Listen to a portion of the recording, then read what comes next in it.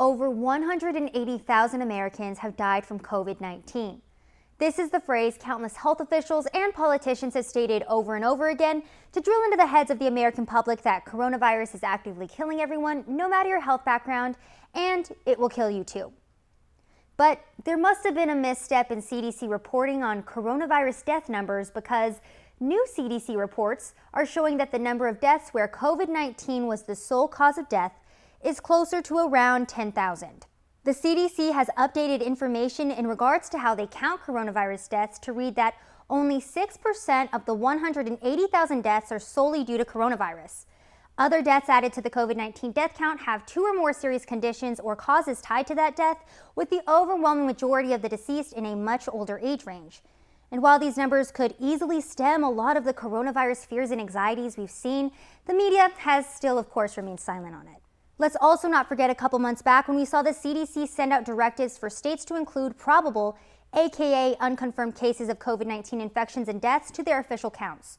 Remember this council meeting in Collin County, Texas, where 1 confirmed case plus 16 probable cases of COVID-19 turned into 17 confirmed cases added to the total count? State of Texas, DSHS has informed public health departments that they have adopted a revised definition for COVID-19 probable cases.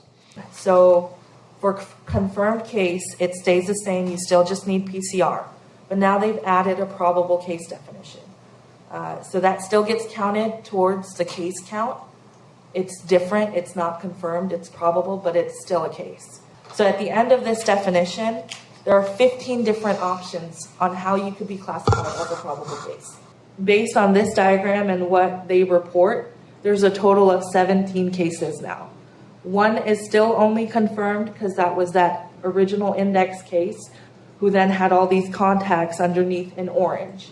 And all the rest of them became probable, but they are still considered a case. These various news stories of Texas officials having to adjust total coronavirus deaths to lower than what was previously reported then followed suit.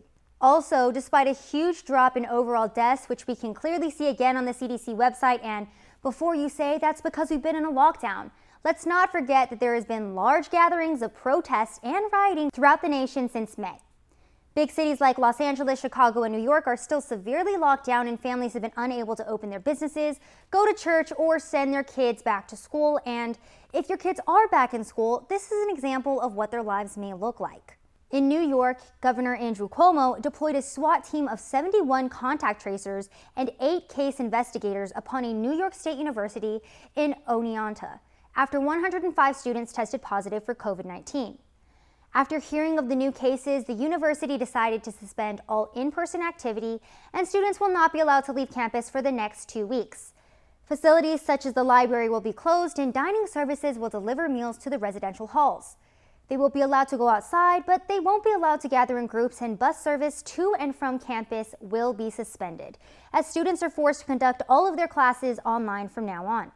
This type of environment sounds eerily reminiscent of another place where you're confined to a room, you have no option to leave and are told when and who you can go outside with and when you can eat. I just can't put my finger on the place. So while COVID-19 deaths continue to drop, the actual number of deaths where COVID-19 is the sole cause is closer to 10,000 instead of 180,000. Our media, health officials, and politicians still refuse to let us get back to life as usual, and New York seems to be leading the way in most restrictive states. That is, unless you're a celebrity. Then you're allowed to bypass the rules and regulations that are allegedly separating everyone from life and death.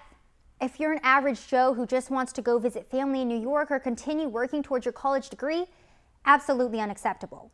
But if you're a celebrity that absolutely has to fly in for the VMAs, it's totally fine to bypass the rules. Also, if you're a small group of Americans celebrating Trump's presidential nomination from the RNC, you're putting lives at risk. But if you're protesting in the name of Black Lives Matter and want a 55,000 person march on DC that same weekend, that's totally fine and the media will back you. Why is it that only some people get special treatment? Is it possibly because the COVID death count isn't as sinister as it seems? New CDC numbers seem to say so. This has been Savannah Hernandez for Action 7 News.